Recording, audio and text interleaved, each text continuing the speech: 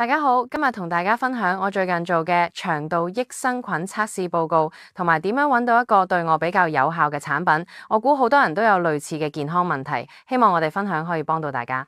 要講明嘅係，嚟個測試係我自己俾錢做，冇任何廣告成分，所以我唔會透露化驗所同益生菌品牌，純粹分享我嘅體驗。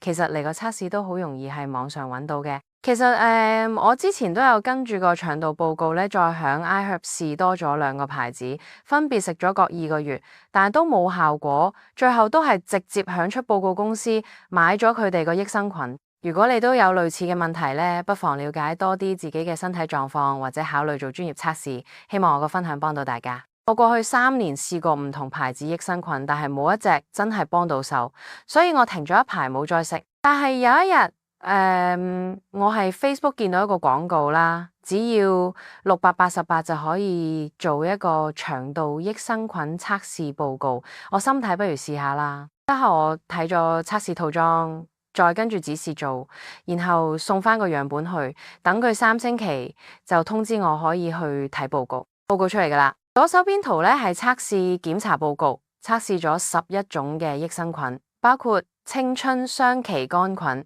相差雙歧桿菌、短雙歧桿菌、長雙歧桿菌、嗜酸乳桿菌、加氏乳桿菌、瑞士乳桿菌、副干諾乳桿菌、植物乳桿菌、鼠李糖乳桿菌同埋嗜熱鏈球菌。右手邊圖用顏色表示每種菌嘅水平，藍色過少，淺藍色輕微過少，綠色正常，橙色輕微過多，紅色過多。喺畫面右下角，你可以睇到我電郵付款記錄，證明我真係自己俾錢做嘅。報告顯示我只有加氏乳桿菌同副干諾乳桿菌係正常水平，其他全部都係缺乏。報告仲指出我腸道失衡風險指數為高度失衡。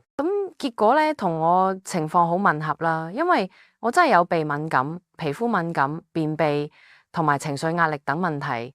報告仲有詳細益生菌介紹、補充建議同額外檢測資訊。不過我唔詳細講啦。